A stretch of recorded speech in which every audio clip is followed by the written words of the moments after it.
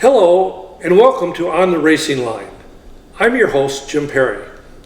On the Racing Line is a series of shows that will highlight the drivers who are competing in the Spec Racer Ford Gen 2 Pro Tour series by Elite Autosport.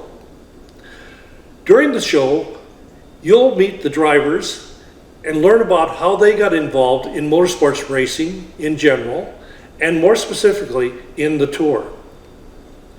We hope that you find these shows both entertaining and educational. And who knows, it may even result in you getting in behind the wheel of an SRF and coming together with us in one of our next events as part of the Pro Tour series. So join me now as we take you on the racing line.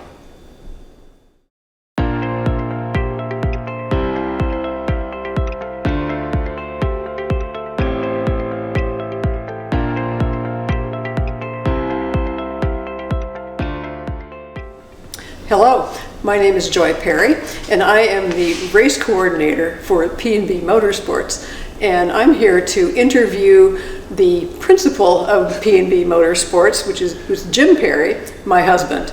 And so we will continue now with some questions and answers from Jim. Hi there. Hi. So Jim, please introduce yourself and tell us where you're from. Jim Perry.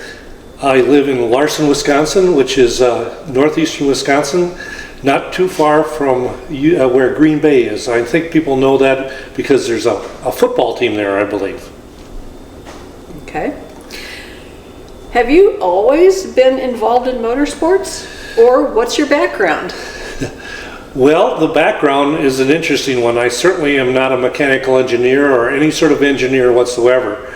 My education is in plant biology, believe it or not, and I've always been involved, or I should say interested in things mechanical, but I spent my career as a university faculty member and as a university administrator, and it wasn't until I retired in 2011 that I actually got involved in real serious motorsports. I've been involved with Volvos for a long time and restoring them, and when I retired I decided that I wanted to actually get into racing, because the other part of the P&B Motorsports team, Dave Bittner, was on the track with me with one of our restored Volvos at Road America, and when we got done, he got out of the car and he said, if you want to do what you just got done doing, you ought to get rid of this thing and you ought to get a real race car, because you don't want to mess up this nicely restored Volvo. So I had met a fellow from Pennsylvania a long time ago when we lived out east in Maryland, and I had heard that he was selling his race car. So I called him and he said, yep, I'm selling it, and if you are interested, let's see what we can work out. Turns out that it was a very, very highly refined race car. He had won 5 national championships with it. So in 2010, as I was preparing to retire, I bought that car, and since 2010, as you know, we've been traveling around the country racing a Volvo in the vintage events. So long story, but a very fun story nonetheless.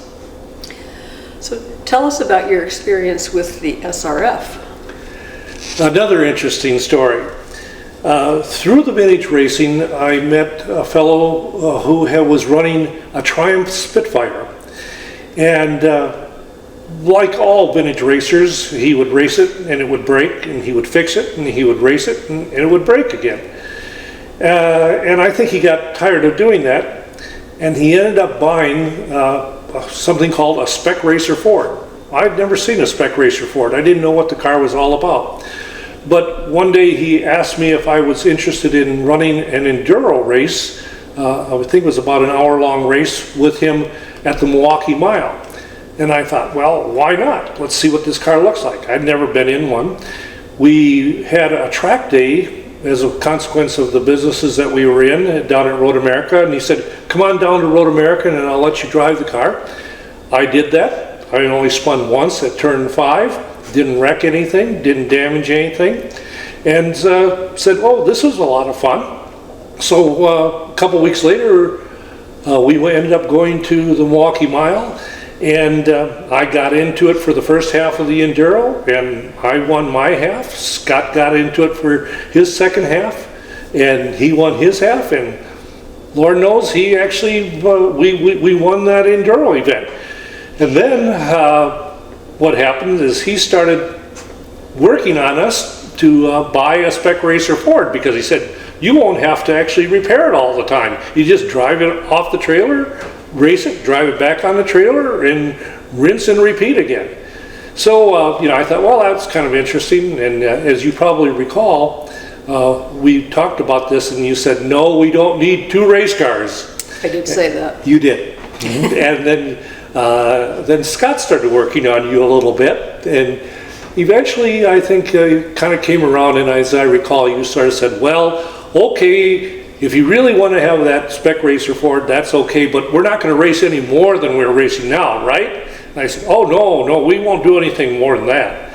But that was about 5 years ago, I guess, and so that's how we got into the Spec Racer Ford business. And turns out that there is a company called Elite Autosport down in Woodstock, Illinois, that maintains these Spec Racer Fords, and got to know the owner of Elite pretty well, Bo Martin, and well, we've been racing this Pro Tour series for the last 5 years and having a good time doing it and making lots of friends.